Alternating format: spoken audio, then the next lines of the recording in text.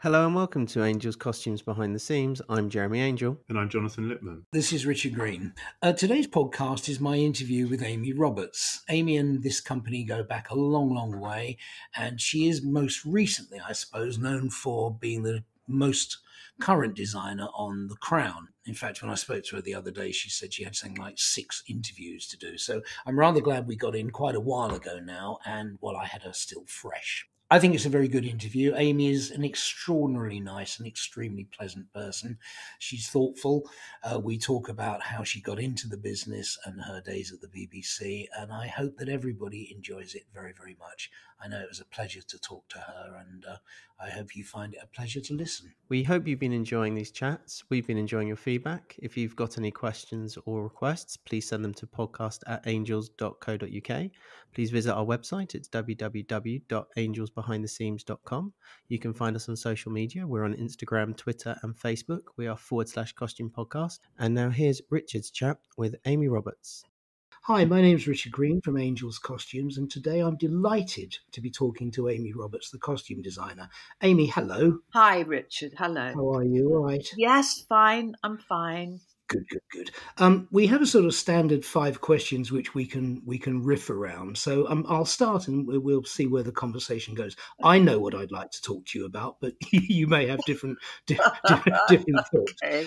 How did you start in the business? Well, I had no clue, like a lot of people, I think, what I wanted to do. All I knew that I wanted to do was to go to art school. I left school at 16. I'd been at Saturday art schools. You had Saturday art schools in my day. Yeah. And I was good at 3 things at school. I was good at drawing, English, history. So going to art school was going to be the coolest thing I could do then. Which art school was that, Amy? I went to Croydon. Did you? Yes, I used to go to gigs at Croydon Art School. Yeah, well, it was absolutely brilliant in that time. I mean, I was taught by Bridget Riley. I mean, the Kinks were students there. I mean, it was Barry Fantini. It was a brilliant place.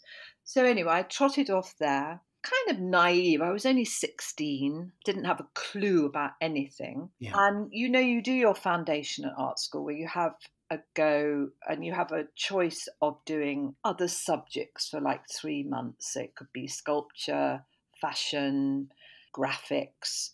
And they also had the most amazing theatre department at Croydon. So I gave it a go. And I thought, I love this. I absolutely loved it. I'd had a little knowledge about it because my dad was a keen theatre goer. Right. But I don't know. And I just loved it there. And they were a fantastic bunch of students, a wonderful particular teacher, Suzanne Adams, who saw some potential in me and really pushed me. There's always a good teacher behind lots of people, aren't there? Absolutely. The one inspirational teacher that kind of brings out whatever it is that you don't recognise in yourself, but actually finds it for you. Completely. And encourages you. That's brilliant. Yeah, and she prodded and pushed and made me do good things. And that was my time there, 4 years there. And then I thought, well, what do you do? Oh, and I specialised in costume in the final year because I like drawing people and not buildings or sets. Right. Honestly, it was as simple as that. Just thought, I like drawing people. So then I thought, well, what do I do with that? And I thought, well, theatre do costumes. So I wrote round to lots of theatres, got a job as an assistant in a rep company, and I worked. Which one? Down at Leatherhead. Oh, right. Yep. Sybil Thorndike. It was brand new then. And I worked with a lovely designer there. And she was very patient with me because, again, I was very green, really. But I learned a lot, how you get a production together. Yeah. And I'm sure I was the worst assistant in the world, but she was brilliant. And then I thought, well, what do I do now? Television do costumes. I wrote off to the BBC and had an interview, and they took me on for 3 months, and then they extended the contract. So that's sort of how I learnt the trade in a way. So you had your sort of three month preliminary at the BBC, and then they actually employed you because you were BBC staff, costume staff. Yes, you, I Amy? was. Yeah. I was. Yeah, they took us on. There were about 7 of us, I think. Barbara Kidd and Judy Pepperdine and so on. That class. I think I was a class below them, but there you go. And there I worked with, you remember those kind of grand dames of television design. I certainly do. The scary ones. Really yes. Scary. Yeah. Scary, bossy. But clever. But hugely clever, hugely disciplined. Because that suddenly, I'd been all airy-fairy, and at art school you have, 2 months to design Romeo and Juliet. Well, suddenly you've got to speed things up a bit and think quickly and intelligently. And that's what, I hope I learned to do with that kind of class of designer during that period. So you were a costume assistant at that point. So yes. What was the first show they actually gave you on your own then? The first show they gave me, and wow, what a fantastic show. It was called Spend, Spend, Spend. Could have been the BBC costume department motto at that point, couldn't it? Yeah, oh my gosh, I know. Taxis to the West End to collect a reel of cotton. A pin, exactly. Exactly. But it was a Jack Rosenthal written piece. And it was about Viv Nicholson, who was a big pools winner, and she was from Yorkshire. And it was one of those, it wasn't a play for today, but it was that, very naturalistic. Yes. Brilliant piece. Why they asked me to do it, I don't think there was anybody else available or something. So then there I was, thrown into that, and it was a big success. So in a way, I think they thought, oh, maybe she can do it. Maybe, we'll give her something else. And so it kind of, that was my amazing first job, really. And it was a wonderful job. Because, of course, what used to happen at the BBC was that there was as you say, a pool of very, very talented designers and costume assistants. I mean, that circular floor on the third floor, wasn't it? Yeah, third floor. Circular floor on the third floor was an amazing place to go and visit with those offices. But you were very much kind of staff designer, or all of you were staff designers. So you would, I mean, for argument's sake, I know you did your stint on Doctor Who. Yes, I did. And you didn't have much say in what you wanted to do. No. And I remember thinking, I've no interest in Doctor Who. It wasn't my cup of tea. Science fiction has never particularly appealed to me. But of course, Doctor Who is much more than that. I know that now, or then. Was it you were Peter Davison time, weren't you? So I think the first one was, no, I did do one with Lalla Ward and Tom Baker. Yes. I did one with them, and then I didn't kick off Peter Davison because I didn't know his look, I don't think. Right. So no, I think the Doctors were established when I did it. I probably got that wrong, but you had to do monsters, didn't you? I mean, each. Oh yes, yes, and. Yeah, they were monsters in a lagoon, and we filmed it in Black Park in the lake there. And I mean, it was very early days, and latex everywhere.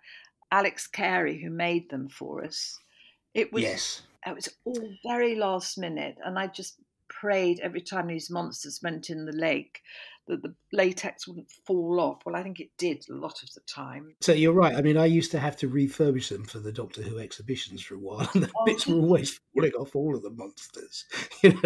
They'd have to go back to Alex to be sort of glued back together again. Yeah, exactly. Yeah. But my golly, that's doing something like that.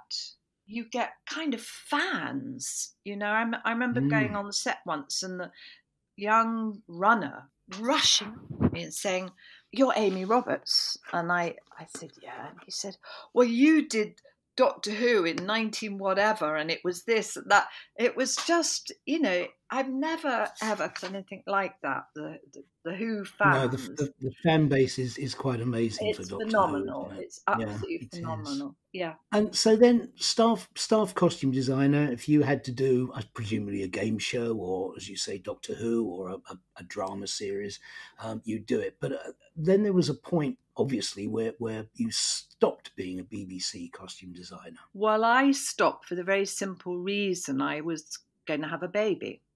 And I had a feeling a lot of women at that time, when they had kids, would be thought of as, she can't do a big show because she's got a child or children. I thought, I don't know if I want to be just stuck in that mould of doing perfectly nice, but light thing, yes, thrilling, light, sort of, relatively straightforward shows. So I thought, I'm out of here. So I just took the plunge. I also had worked with John Schlesinger on a brilliant project. So in a way, I sort of went out on a bit of a high. I got a BAFTA and I got a baby. So I thought, I'm going to just go now and see what happens. I'm not going to ask you which one made you happiest. Although presumably you've still got both. Both, yes. Yeah. In fact, you've got 2 daughters. And I've got a few more, yes, and another BAFTA. So there you go. Yes, so there we are, you see. She says showing off, yeah. No. Well, you got it, flaunt it. That's what I say, girl. And I mean, again. I've looked at your IMDb credits. Of course, I have, and it's a nice body of work, a great body of work, and which we inevitably will talk about The Crown in a moment, I think. But which is the production that you're most proud of? Oh, not the Lagoon Creatures, presumably. Not the Lagoon Creatures. I don't know if there's one that I can say I'm most proud of. I don't know what other designers feel, but often it's an amalgamation of things on a production. A good piece, a well-written piece, a kind of period you like, something that's going to say something about society or whatever. Yeah. But it's also that group of people you're working with, Richard, I think. Right. So the actors and the director and my crew. Your crew. Yes. For me, there's like a film I did, which was hugely successful, but I had the most miserable time on it. And sometimes I think you can get everything in this job. You can do fantastic work with great people and a great crew. And that is such a joy. So I don't know, what am I most proud of? It's probably an unfair question, really. I mean, I suppose the summit, what interests you is what draws you to a project is the subject and the period and the people you're working with. And then I suppose to a certain extent, Amy, it's the luck of the draw if it works out well. If you've got a good team and you're supported all the way through, then it's an enjoyable experience, isn't it? Yeah. I mean, I think you read the script and straight away, I think, yes, this is it. You take a little intake of breath and you think, I love this. I can give something to this project. Yeah. And the mistakes I've made where you think, oh God, I've got to pay the mortgage or whatever, don't like the job, are always a disaster. But then you have to do that sometimes. So yes, and again, it's part of the discipline, I suppose. I mean, Giles, who you've heard the interview, speaks extremely warmly about you, and I know that you feel very fond of him as well. So having supportive crew like Giles and his team, and indeed your design team, must make a big difference to your comfort and your sort of happiness on a project. Yes, I think it does, and also.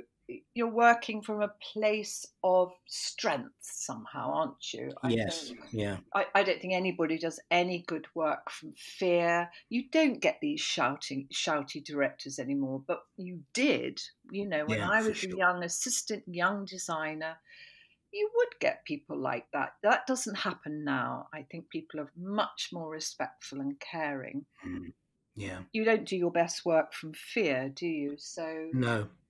And I have had conversations with you in the past where you've been desperately unhappy on a production and yeah. basically queried why you're doing it. And of course the answer is, well, I've got a mortgage to pay, or this has to happen, or whatever. So I mean, Richard, I am a jobbing costume designer. I can say no more than that. I'm perfectly okay at what I do, but I often think that's what I am. You know?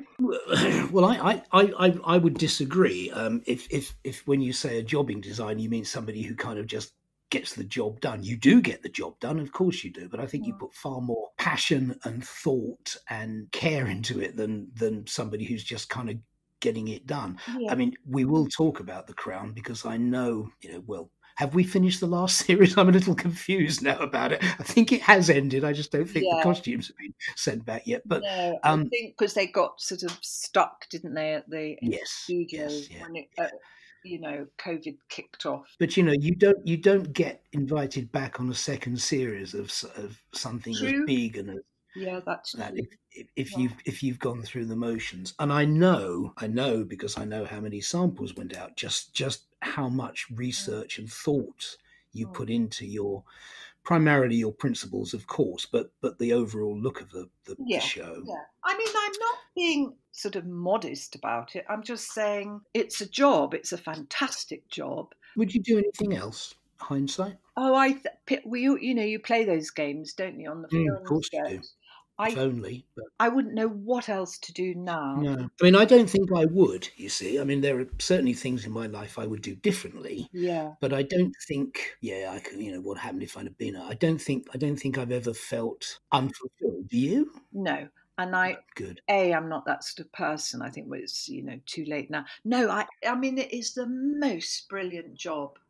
Even when it's tough, I can't think of any other job where it's creative or, pretty well most of the time creative, thinking on your feet, working with really interesting people on the whole.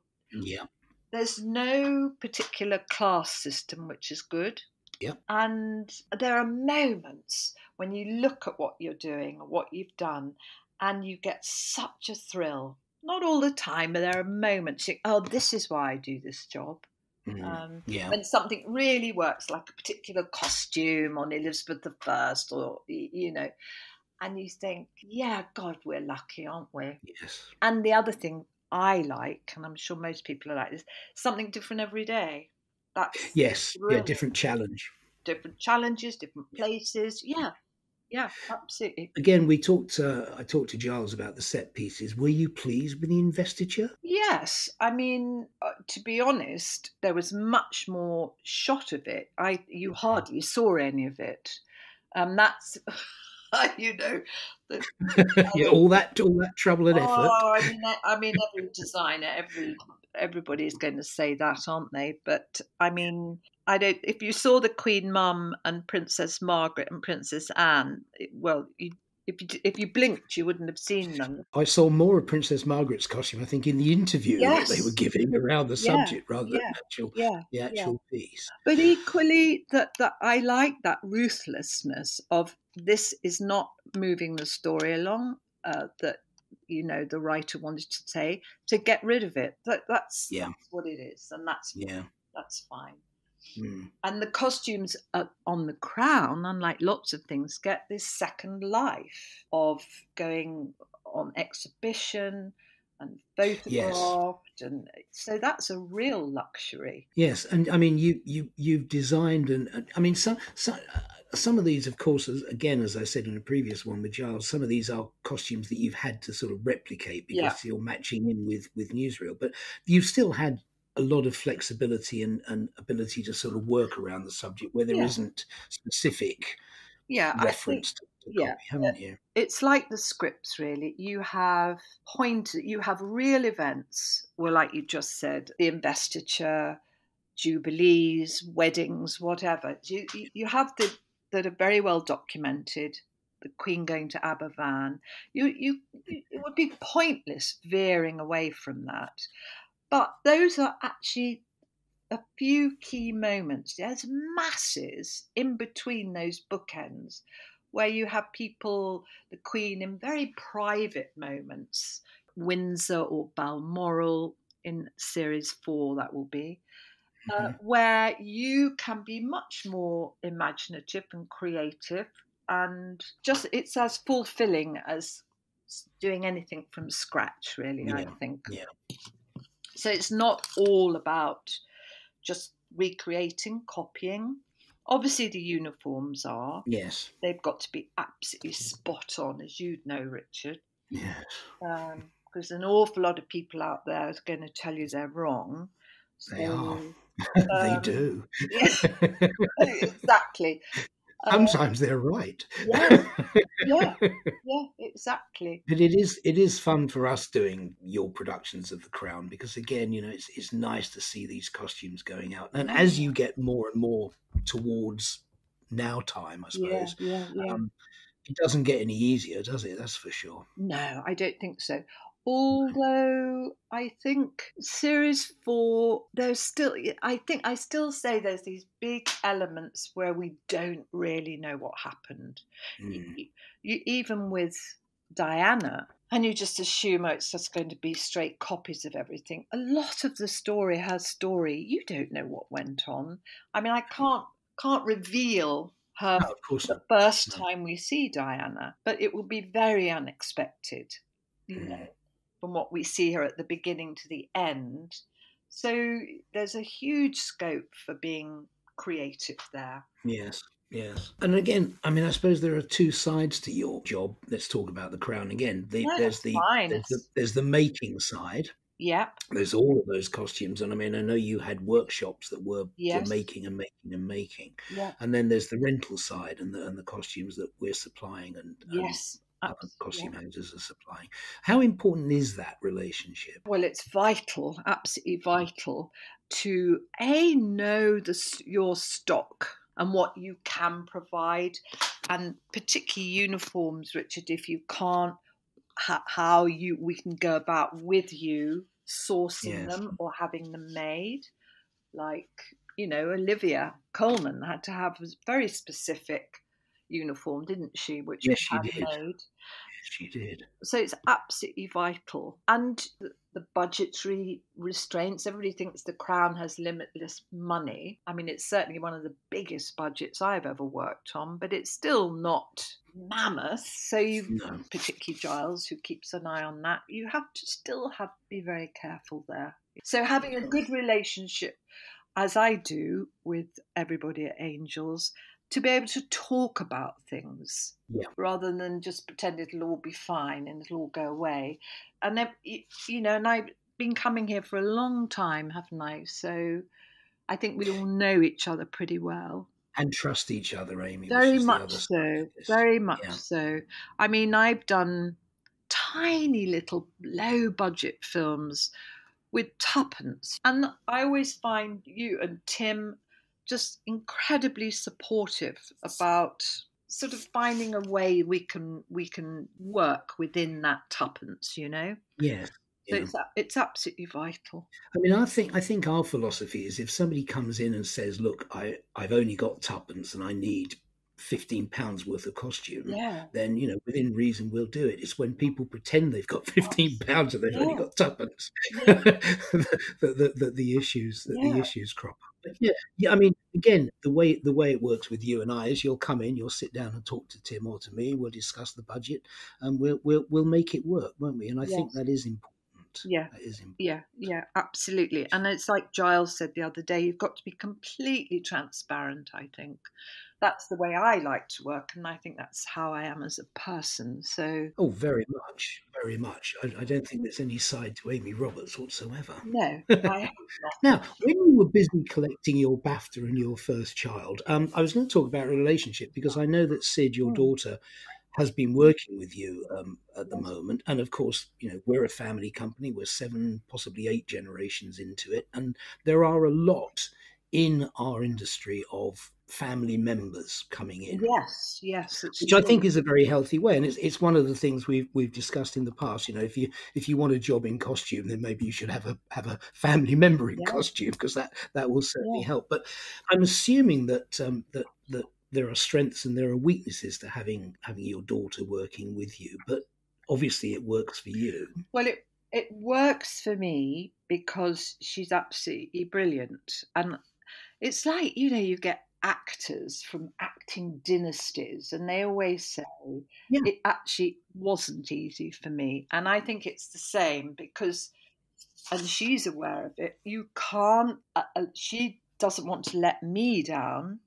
So I think in a way, often you work even harder to deny that, I've only got this job because my mum's a designer. I think you've got to work doubly hard. And then it is like acting dynasties, or you get families of doctors, don't you, or dentists, or solicitors. Absolutely. Because you've grown up, and it's like that's always been around you. And I think if you have a kind of bent towards it, then it will happen. I mean, please don't get me wrong. I don't see this as nepotism in any way. I mean, Sid, I think, is an extraordinarily talented woman, and I think she will be a very, very good designer. And I think it's a good relationship. And I think having an example growing up probably is mum's off doing this, and it's not all glamour. She sees the and let's not kid ourselves. This industry is not glamorous. Absolutely, it's really, really hard work. I mean, you're leaving the house at 5 a.m. You get back 8, 9 o'clock in the evening, and particularly with a big show like The Crown, you eat and breathe and sleep it. I mean, it never ever, it doesn't leave you and consumes you totally. You don't have a life really. No. But then you give it everything, and then it stops, and you could take, if you can, you can take a month off or whatever, or an enforced time now we're all having. Yes. How's the garden looking? It is. It's so overloved, Richard. I think it's a shock. I found myself cutting a bit of the lawn with shears the other day because I thought But it's I mean, I do not suggest for one moment that Sid was born with a silver pin in her mouth, as it were. I know you weren't. I just worry for people. Yeah, no, I mean, I think anybody who thinks that, look, it soon becomes apparent that if there is somebody who's taken on because they happen to be, and they're not up to the job, then, it soon becomes apparent to everybody, including them, I suspect. So, they are, and I can name lots and lots of these, and they are always successful because I think they've learned by example. Yeah, and I wasn't going on the defensive. It was more really. No, I know. For sort of kind of maybe young people listening and thinking, oh, well, it's okay for her because her mum's in it. It really isn't okay for her. As you say, they have to run twice as hard and work twice as hard as everybody else. Yeah, absolutely. But she is obviously a support, and she is obviously taking some of the strain, which is exactly what a design assistant should be doing, of course, whether they're family or not. Exactly. So. She and I mean, we're a big team in The Crown. That was quite a shock to me, from going from productions where I probably worked with 3, 4 other people. Suddenly, I checked with Giles, there can be 40, 45 in our team. Yeah. I mean, it's massive. It's a small business. Actually. It is like and they all, as well as Sid, they all are an amazing bunch of people. It's been one of the joys of doing The Crown, really. I do think it's very heartening the way, the talent is out there, and and I say you and Giles can sort of pull that talent in and mold it into a team that works well. And of course, everybody has off days, and everybody has the occasional tantrum and a bit of a moody. But by and large, keeping a team like that on track for a long time, and it's a long period, isn't it? You've been for us in prep, it's nearly a year.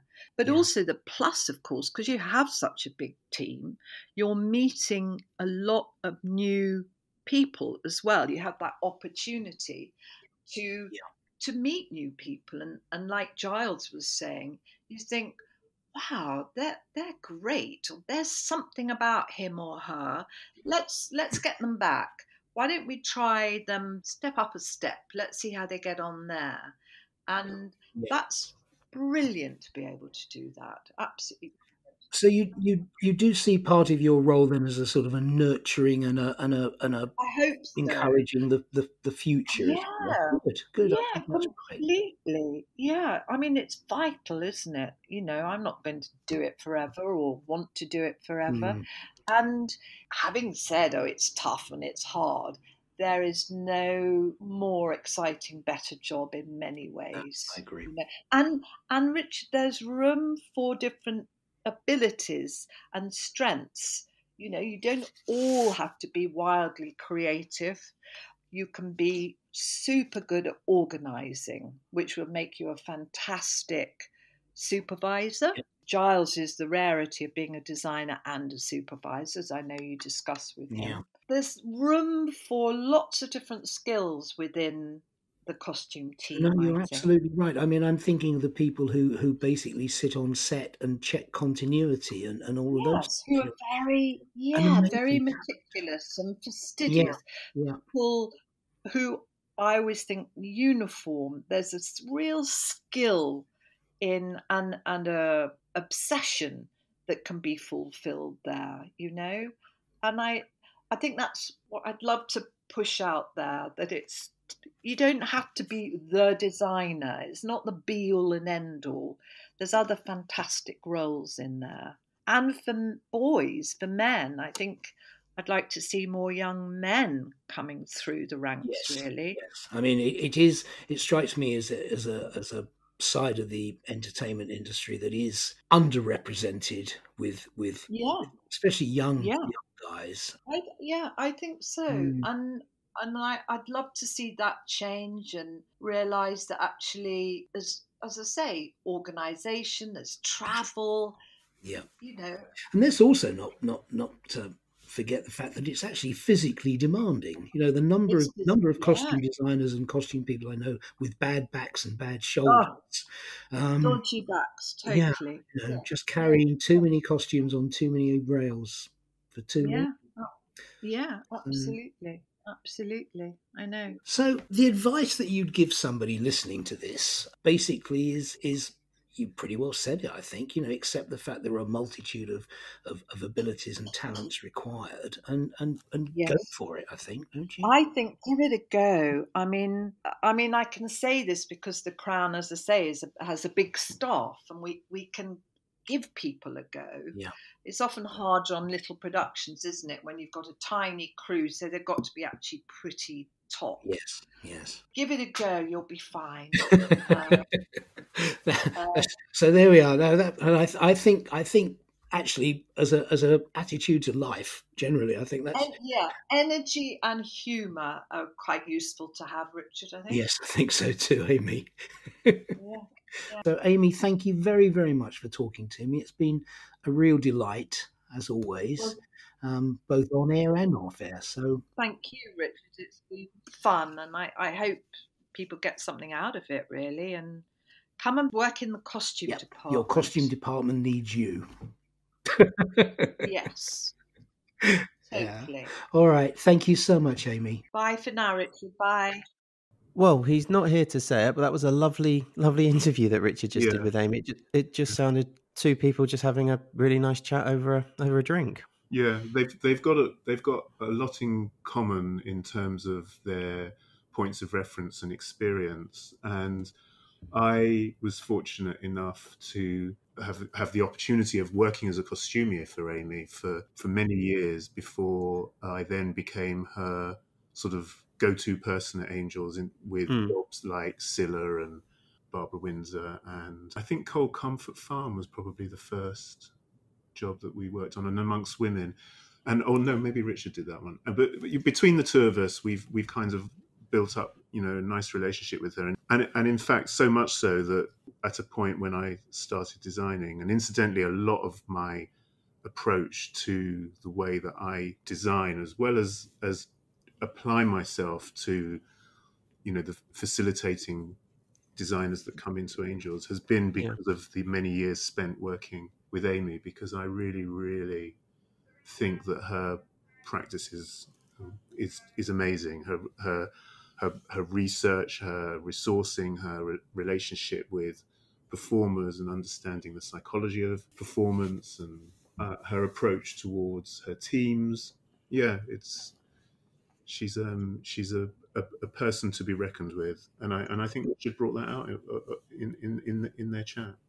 No, definitely. I mean, she's such an approachable person as well, and always happy to talk about things, even if it's just a random conversation about something she's working on or anything. And you're right, the level of research she does is fantastic. And I mean, the other thing she did, I mean, going through the list of everything she's done, which is an incredible CV and range of productions she's worked on, film, theatre and TV. It's such a long CV. You know, it is. With It's John crazy. Stenger and all that early BBC work. And then her work in theatre and her collaboration with Tom Cairns and Hildegard Bechler. And it's really a complete all-round world that Amy inhabits. And she's got great relationships, like personal relationships with performers. And I've Sid. I was about to say, you've worked with Sid. Yeah, who's really quite an amazing artist in her own right, fine artist. And ultimately, that's her direction. That's her aim. But in the meantime, not so much in order to get to that end game, but to kind of work now.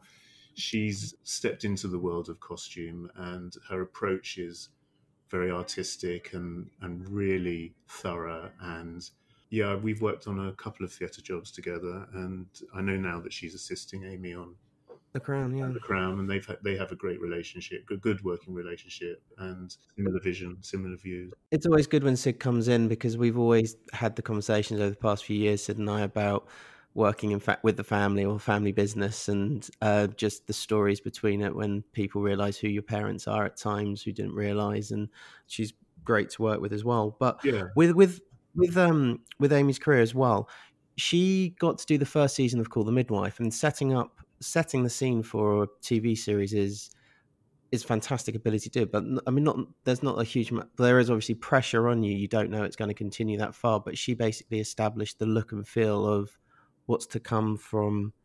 I got Call the Midwife. We were like, that was 2012, so 8 years ago.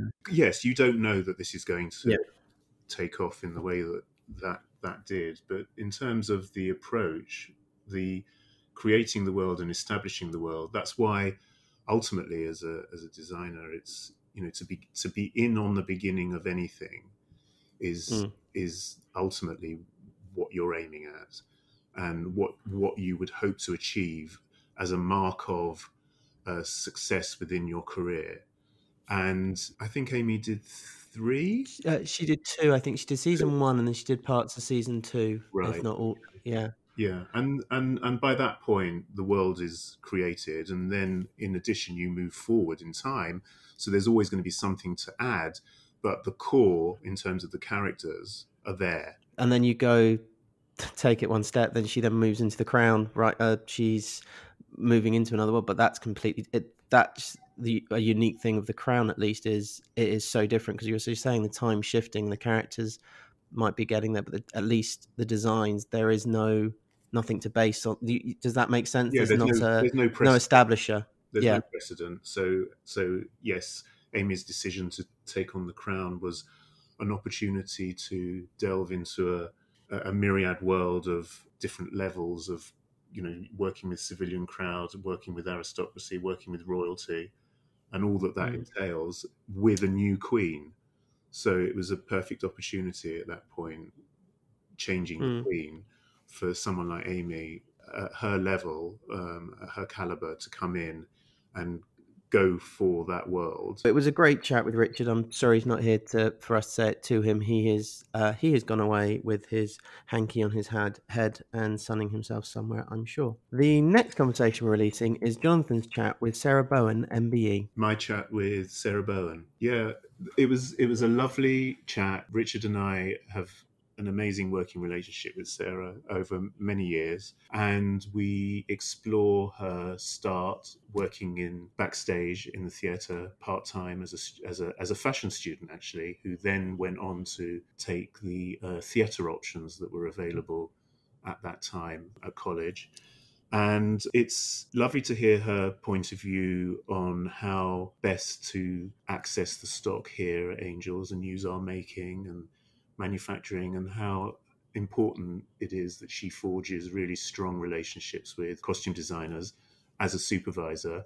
But the difference with Sarah is that she's a supervisor par excellence who also has, in my opinion, a design aesthetic and is prepared to take the responsibility that that role has in terms of detail and hard work, making sure that the designers absolutely supported at every level, and at the same time logistically rallying the troops that she would need to for all the operas and theatre pieces that she's worked on over the years. And they really are, RSC, national, and now currently the position that she has at the ENO. It's definitely it's a fascinating chat, and can't wait to release it. And here is a small excerpt from Jonathan's conversation with Sarah Bowen.